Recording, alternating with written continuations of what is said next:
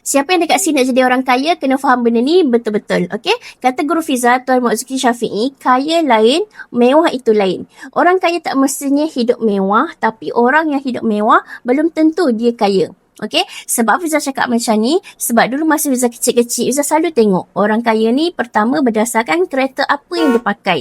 Kedua, berapa besar rumah yang dia ada. Dan yang ketiga, berapa banyak gaji yang dia dapat setiap bulan. Maksudnya, kalau semua benda ni besar, pada pandangan Fiza, dia adalah orang kaya. Perkara ni berubah bila Fiza baca buku Misi Bebas Hutang dan ikut follow mentor rapat-rapat.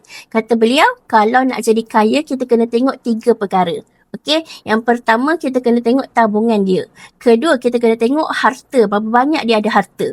Ketiga, kita kena tengok berapa banyak hutang yang dia ada. Kalau kita dah kerja bertahun-tahun, yang bertambahnya hutang, itu sebenarnya kita sedang bergerak ke arah kemiskinan. So, contoh nak mudah faham, dapat kenaikan gaji, sebenarnya kita buat apa? Contoh nak faham, dapat kenaikan gaji, kita pergi tambah kereta. Itu kita panggil apa? Itu kita tambah hutang. So, makin lama bekerja, makin banyak hutang yang kita buat. Bukan menuju ke arah kekayaan, tapi menuju ke arah kemiskinan. Berbeza kalau kita betul-betul jadi kaya, bila ada kenaikan gaji, apa yang perlu kita buat adalah tambahkan tabungan. Jadi, bila kita dapat gaji, make sure tabungan bertambah, harta bertambah dan hutang makin berkurang. So, kalau kita boleh amalkan 3 formula kekayaan ni, insyaAllah persoalan masa sahaja kita akan jadi kaya.